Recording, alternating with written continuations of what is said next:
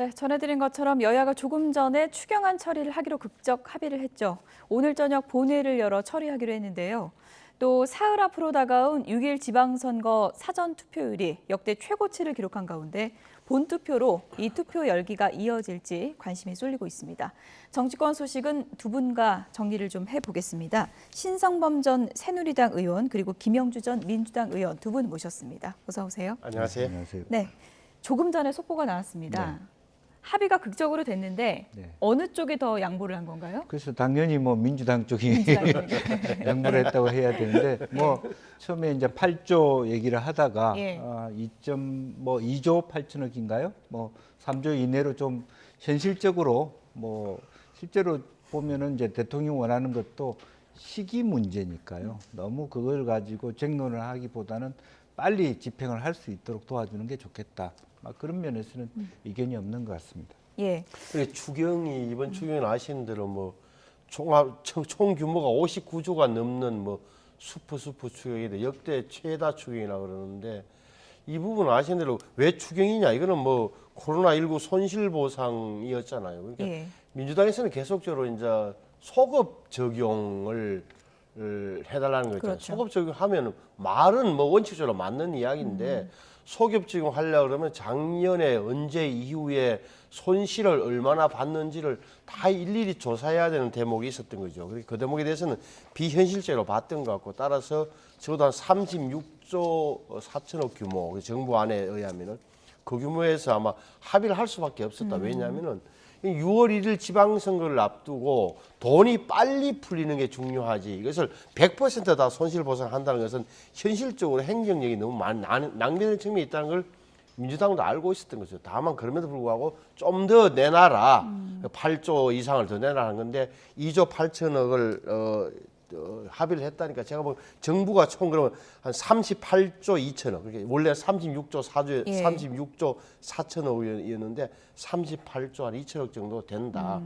그러면 더 정부에서 그 비용을 어떻게 내느냐 아니면 예. 뭐 그게 이제 구조 조정을 통해서 다시 말하면 예산 배분을 새로 해서 마련하겠다는 거니까 다행히 합의는 잘 됐다. 7시 반에 본회의 열면 통과되면 여야 모두 지방의 지역 가서 우리 공입니다라고 이야기할 수 있는 근거는 생긴 거죠. 예. 서로 내 공이다라고 얘기할 수 있는 근거가 생겼다고 하셨는데 그거죠. 네. 지방선거 앞두고 그럼 여야 모두 호재인가요? 어떻게 봐야 되나요? 뭐 기본적으로는 예. 이제 뭐 호재라고 할 수는 없지만 예. 서로 이것은 누구의 공이다라고 얘기할 이유가 없는 뭐 그런 부분이고요. 어쨌든 민주당도 협조할 것은 협조한다라고 하는 얘기를 할 수 있는 기반이 된 거고. 지방선거가 좀 부담은 됐겠죠, 네, 시기적으로. 그렇겠죠. 예. 당연히 그렇게 코앞에 와 있기 때문에 예. 이미 이제 사전선거도 시작됐기 때문에 그런 부분이 있고, 당연히 여당은 여당으로서의 뭔가 대통령이 강하게 말씀하신 것에 대한 결과를 받았다는 그런 주장이 가능한 결과다, 그렇게 봐야 될 것 같습니다. 예. 윤석열 대통령이 이야기했던 부분 있잖아요. 이렇게 자영업자와 소상공인들이 현장에서 숨 넘어가는데 국회가 왜 이리 안 해주느냐는 그 대목은 사실 야당 민주당 입장에서는 아픈 대목이란 말이에요. 그러니까 완전히 몇 달 만에 입장이 바뀐 거잖아요. 예. 그전에는 이런 소리를 누가 했습니까? 정부 여당, 당시 민주당 의원들이 이런 소리 많이 했잖아요. 현장에서 난리 났는데 왜 야당이 왜 협조 안 해줘? 하지만 바뀌고 나니까 이렇게 이제 여당 쪽에서 국민의힘 쪽에서 이런 얘기가 나오는 건데 국민들이 이제는 제가 볼 때는 어느 정도 알아요. 아하, 이 문제는 이렇게 처리되는 게 나름 맞을 거다. 예상도 했을 테고. 이건 뭐 저는 둘 다 잘 됐다고 봐요. 예.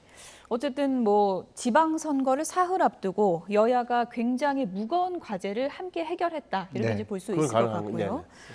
지금 사전투표가 어제까지 이제 진행이 됐는데 역대 또 굉장히 높은 투표율이 나왔습니다. 어떻게 보십니까? 국민의힘은 보통 이제 사전투표율로 보면 원래는 좀 진보 정당이 유리하다, 이런 통설이 있었잖아요. 어떻게 해석을 그 할까요? 공식은 좀 깨진 것 같고 깨졌나요? 저는 예. 20.62%라는 투표율이 높은 거냐. 첫째는 네. 뭐 비교하면 예를 들어서 4년 전인 2018년하고 비교해 보면은 좀 높은 거잖아요. 2018년도에는 그때 보니까 좀 낮았던 것 같은데 20.14%였고 예. 그 4년 전 2010년도에 14년도에는 11.49였단 말이에요. 그리고 엄청 높아진 거예요. 처음에 사전투표가 도입된 게 2014년이니까 어떻게 보면 지방선거에서 세 번째다. 그래서 지방선거치고는 가장 높다라고 평가할 수 있겠는데 예. 지난번에 대통령 선거 때 우리가 36.93% 나왔잖아요. 예. 그걸 생각하고 또한 그 2년 전에 저 총선 때는 26.69 나왔단 말이에요. 그걸 생각하면 지방선거치고는 높다 하더라도 그렇게 높다고 저는 볼 수는 없다. 그럼에도 불구하고 의미는 뭐냐면 이제 완전히 사전투표 제도가 정착되고 있다. 그러니까 우리가 지방선거 6일 지방선거 총 유권자가 한 4,430만 명이나 그래요. 근데 4,430만 명 가운데 20.62% 913만 명이 지난 이틀 동안 투표를 했다는 것은 놀라운 수치인 거는 맞고 저 사전투표는 완전 정착됐다는 예. 평가가 가능할 것 같아요. 네, 신성범 전 의원께서 수치를 많이 이제 준비를 네, 해주셨는데 지금 이제 지역별로 앞서서 그래픽이 나왔는데 다시 한번 좀 보여주시면요. 전남이 가장 높고요. 또 낮은 지역을 보면은 또 대구가 굉장히 낮습니다. 네. 대선 때도 이런 경향이 있었거든요. 네. 아무래도 이제 저는 이제 이번의 경우에는 그 사전 투표라는 말을 좀 바꿀 때가 됐다 그런 생각이 듭니다. 그러니까 영어로 보면 프리 보팅이라는 개념이 되는데 예. 미국으로 보니까 얼리 보팅이더라고요. 얼리 보팅. 예. 그러니까 조기 선거라고 봐야 되는 것이 좋다. 그러니까 과거에 우리가 왜 사전 투표 개념을 가졌냐면 부대자 투표에서 이게 시작됐기 때문에 본 투표가 있고 본 투표를 기준으로 사전 투표 있고 대선 후보들이나 정치 지도자들이 본 투표에 주로 투표를 했는데 이번에는 대통령님부터 전 현직 대통령이 다 사실은 사전 투표라고 했습니다. 그래서 과거에 지난번까지는 민주당 쪽은 소위 말하는 사전 투표, 조기 투표에서 투표하는 경향이 있었고 보수 쪽은 본 투표에 투표하는 경향이 있었는데 지금 보니까 전남, 전북 같은 경우는 민주당이 그대로 예. 관습형으로 사전 투표를 많이 하셨어요. 그리고 대구 같은 경우도 결국에는 낮은 것은 과거의 어떤 관행들이 그대로 간다고 보여지는데 특히 대구는 이미 성패가 너무 명확하기 때문에 투표율이 낮은 것도 예. 원인이 될 수 있겠다는 생각이 동력이 좀 들고 떨어질 수 있을까요? 예, 그렇게 따라서 되면? 예. 실제적으로 지금 조기 투표, 사전 투표의 투표율이 높은 것에 고무돼 있는데 저는 본 투표 때 가서는 투표율이 낮을 가능성도 저는 있다 그렇게 보여집니다. 예. 원래 지선이 본투표 투표율이 그렇게 높은 경우가 많지는 않아서 않았죠. 이번에는 어떨까요? 저는 지금 4년 전 2018년도에 60.2%인데 넘기는 60.2%를 넘기는 힘들 것 같다고 봐요. 그게 무슨 말이냐면은 오늘 20.62%가 4년 전에 사전 투표 20.14보다는 높기 때문에 당연히 60% 4년 전에 최종 투표율 60% 넘을 거라고 보기 쉬운데 예. 김현이 설명을 잘했는데 예를 들어서 사전 투표가 이미 정착됐기 때문에 웬만한 사람은 사전 투표를 많이 하고 예. 본 투표 정작 본 투표 6월 1일 날 본 투표는 좀 더 그 비율대로 안 늘어난다고 치면 60% 2018년에 제7회 전국 지방선거 때 60%를 넘기 힘든 거 아니냐. 저는 60%안 될 것처럼 예. 보이더라고요. 저는 그렇게 분석을 해요. 예. 최종 투표율이 어떻게 나올지 또 여야의 희비가 어떻게 엇갈릴지는 저희가 이제 사흘 뒤면 바로 확인해 볼 수가 있는데 이번 선거 최대 승부처를 저희가 지역별로 좀 짚어보도록 하겠습니다. 일곱 절반을 차지하고 있는 수도권이 가장 관심이 집중되고 있는 부분이고요. 서울의 경우에는 오세훈 후보가 오차범위 밖에서 우위를 점하고 있는 여론조사 결과가 많이 나오고 있죠. 두 후보 얘기부터 좀 들어보겠습니다. 우리 민주당이 부족한 점이 있을 것입니다. 그러나 여러분 정말 국민의힘한테 이거 모든 권력을 사유화시키면 되겠습니까? 약자와의 동행특별시, 복지특별시 만들겠다는 이런 저의 포부를 주변에 많이 알려주십시오. 도와주시겠습니까? 네, 서울 지역 두 후보 얘기를 좀 들어봤습니다. 김영주 전 의원님. 네. 제가 얼마 전에 송영길 후보 인터뷰 봤을 때 하루에 1%씩 올리겠다고 했었는데 지금 흐름을 보면 좀 역부족인 것 같아요. 아무래도 뭐 본인도 지난번 그 토론회 때 속내를 보였지만 기본의 여론조사가 1%씩 올라가려면 최소한 10% 정도의 근접한 차이에서 내가 도와주면 극복이 가능하겠다는 것이 있어야 되는데 예. 실제적으로 보면 지금 그래프에도 나오고 있습니다만 22% 정도 가까이 차이가 나 있기 때문에 도저히 역부족이다. 예. 따라서 서울시에 있어서의 말하자면 투표율이라고 하는 것은 시장 선거가 주도하는 것이 아니라 구청장 선거가 주도할 가능성이 많다. 지난번에는 24대 1이었습니다. 그러나 예. 이번에는 아마 역전 가능하게 상당히 구청장 선거에서 초박빙의 경우들이 많이 되고 또 예. 교육감 선거가 지금 1대 3 정도로 보수가 단일화되지 못한 상태에서 이런 부분들이 있기 때문에 예. 이러한 영역들이 견인해내고 있거든요. 그래서 이번에는 정말 24대 1은 완전히 깨어질 텐데 예. 절반 정도씩 나눠 가질 것인지 아니면 국민의힘이 좀 더 많은 그 진출을 할 것인지를 좀 볼 필요가 있겠다는 예. 생각이 듭니다. 시장 선거는 판세가 좀 기운 모양새니까 긴장도가 좀 떨어지지만 네. 구청장을 몇 대 몇으로 나눠 가질 것인가가 상당히 관심사라고 하는데 몇 대 몇 정도로 예상하십니까? 아, 그걸 뭐 예측하기 힘든데 예. 지금 말씀이 정확한 거예요. 그러니까 예. 시민들도 알다시피 시장 선거는 뭐 그렇게 될 것 같다라고 대충 보는 거고 오히려 관심이 구청장하고 시의원이에요. 구청장이 4년 전에 2018년도에 딱 서초구에 조은희 구청장 한 분만 당시 한나라당인가요? 뭐 통합 그 당 차지하고 24명이 다 민주당이 예. 저렇게 파랗게 차지한 그런 데인데 지금은 어떻게 바뀔 거냐?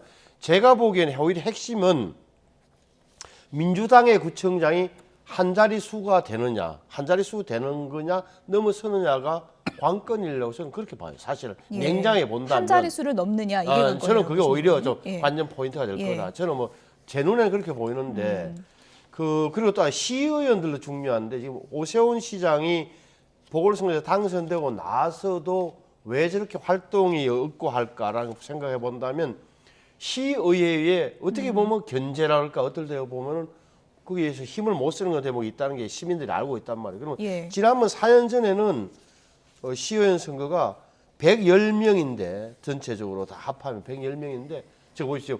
그때 저 84대 지금 보죠. 4명. 저게 110명 가운데 현재 구성이에요. 현재 구성.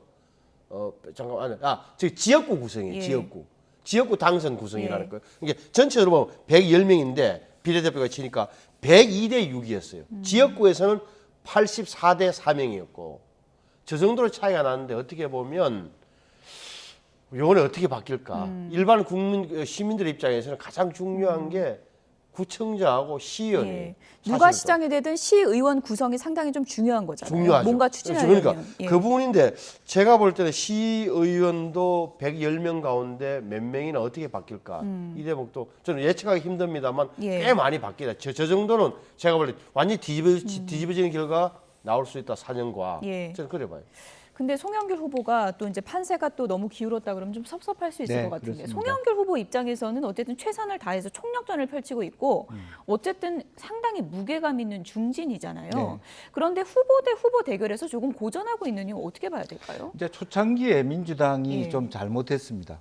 처음부터 송영길 후보를 아주 일찌감치 한다 그러면 예. 본인이 의지가 있고 그런다면 전략공천을 바로 꽂아야 되는데 예. 초창기에 다른 후보를 더 물색하겠다. 사실 결과적으로는 송영길 후보밖에 없는데 마치 다른 후보가 더 있는 것처럼 계속 그렇게 후보를 구하고 다녔다는 것이 현재 후보가 된 사람의 힘 빼기를 오히려 민주당이 한 그런 어떤 자기 스스로의 좀 전략을 잘못 짠 부분이 있어요.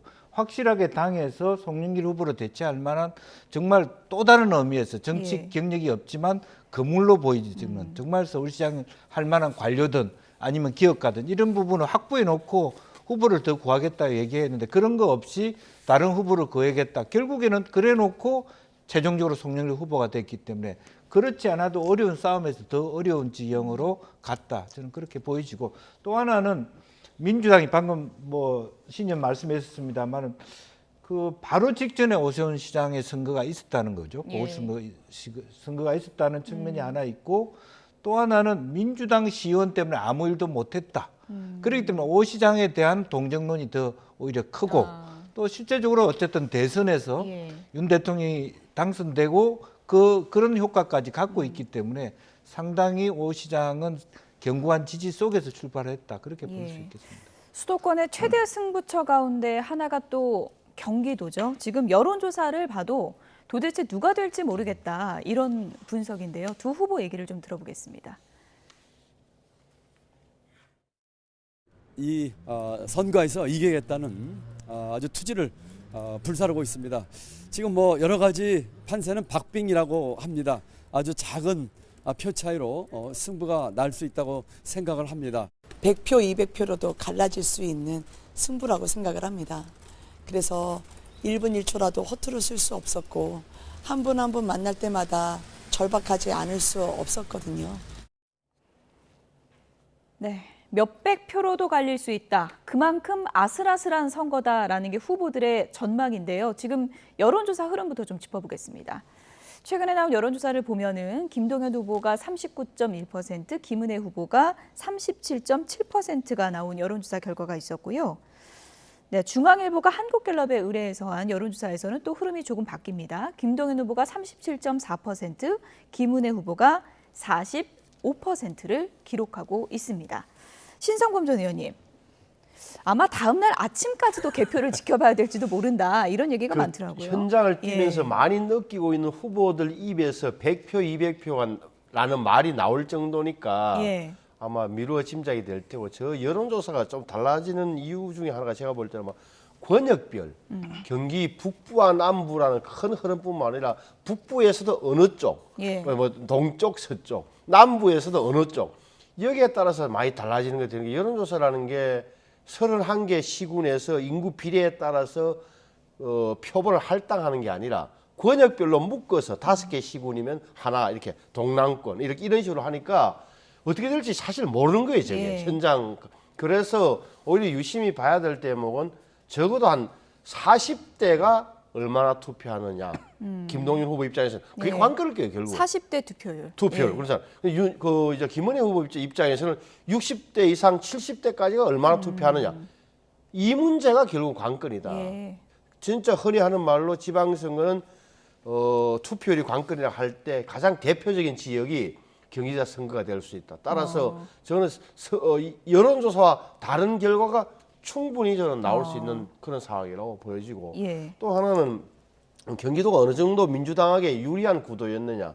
4년 전에 경기도의 31개 기초 시장 군수 가운데 연천, 가평 두 곳에만 한나라당 그러니까 지금 국힘 계열이 당선되고 예. 39개 시장 군수님은 다 민주당이 됐어요. 그랬군요. 그리고 142명의 도의원 가운데 예. 이게 135대 4였어요. 135대 4. 예.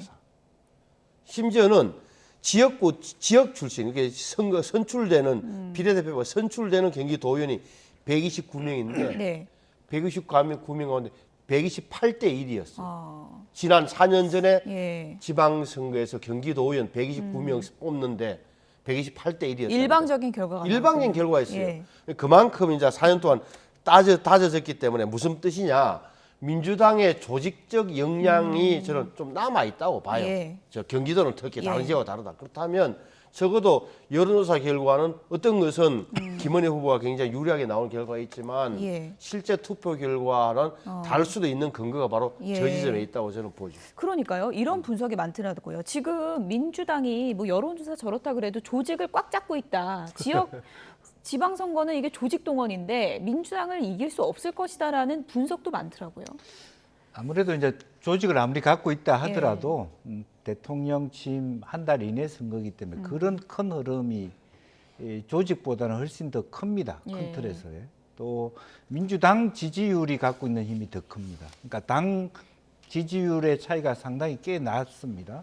장관 청문회 특히 이제 법사위에서 그런 부분 이후에 그 최근에 들어서 민주당과 국민의힘 지지율이 큰 차이가 나는 것이 조직을 아마 이기는 그런 흐름이 있고 특히 경기도에서는 이제 강용석 변수, 즉 후보 단일화는 되지 않더라도 사표 심리가 있기 때문에 예. 지금 4%나 5%를 갖고 있는 강용석 후보의 최후의 득표율이 뭐 예컨대 2%, 3% 된다면 예. 나머지 2%가 사실은 뭐 국민의힘 쪽으로 가서 그것이 결과적으로 당락을 좌우할 수 있는 부분도 예. 될 수 있기 때문에 이제 그런 부분이 있고 다만 갤럽 조사와 다른 조사의 차이는 갤럽 조사는 전화 면접 조사이기 때문에 첫 번째 예. 정권의 안정 협조할 것이냐, 정권을 견제할 것이냐에 대해서 대부분의 많은 사람들이 정권에 협조하겠다고 말할 가능성이 많기 때문에 연동해서 이 차이가 좀 난다고 보여지고 이제 그렇게 보면 민주당 후보 지지자들이 좀 샤이한 측면이 없잖아 있다고 보면 여론조사상으로 오히려 앞선 여론조사에 김동연 후보가 이기고 있다라고 하는 것은 상당한 경우에 접전이 될 수 있겠다. 실제로 보면 그 김은혜 후보가 한 5% 정도 이겨야만 실제 대등한 결과를 낳을 것이다라고 보면 초박빙일 수 있겠다. 왜냐하면 아까 제가 말씀드린 강용석 변수와 여론조사상에 숨어 있는 민주당 표가 거의 상쇄할 지경이 될 수 있기 때문에 가늠하기 어렵다. 그렇게 느껴집니다. 어느 쪽 지지자가 투표장에 더 많이 나오느냐 이게 이제 큰 변수가 될 것 같고요. 끝으로 인천 계양을 선거도 짚어보도록 하겠습니다. 인천 계양을 선거는 이번에 계양 대첩이다. 이제 이렇게 불릴 만큼 이번 선거에서 굉장히 관심 지역 중에 하나인데 이재명 후보가 선거를 지금 사나흘 앞두고 김포공항 이전 공약을 꺼내 들었습니다. 이건 득이 됩니까? 실이 됩니까? 어떻게 보십니까? 저는 실이라고 보죠. 이게 왜 김포공항 이전 카드? 김포공항 가만히 있는 김포공항을 왜 인천공항으로 합치자? 다시 말하면 김포공항이 없애자는 이야기를 왜 그만큼 급하다는 거예요. 왜 급하냐? 여러 가지 지표가 보여주는 여론조사 지표가 보여주니까 결국은 명분 없는 지역에 와서 대선 후보라고 해서 함부로 이렇게 하면 되는 거야라는 그 민심의 흐름에 역류하게 되는 결과가 나오는 거죠. 그러니까 얼마나 급하니까 하는 건데 결국은 이제 그럼에도 불구하고 저는 결과는 어떻게 될 것 같냐. 그러니까 제가 유심히 본 게 사전 투표인데요. 인천에 10개 자치구가 군이 있는데 계양구 을이 말이죠. 그 인천의 그 사전 투표 평균이 이번에 20% 나와 20.08%. 0.8% 나왔는데 계양구는 24.94가 나왔어요. 즉 5%포인트 다른 집보다 높아요. 원래 이 계양이라는 데가 사전 투표율이 낮았어요. 왜?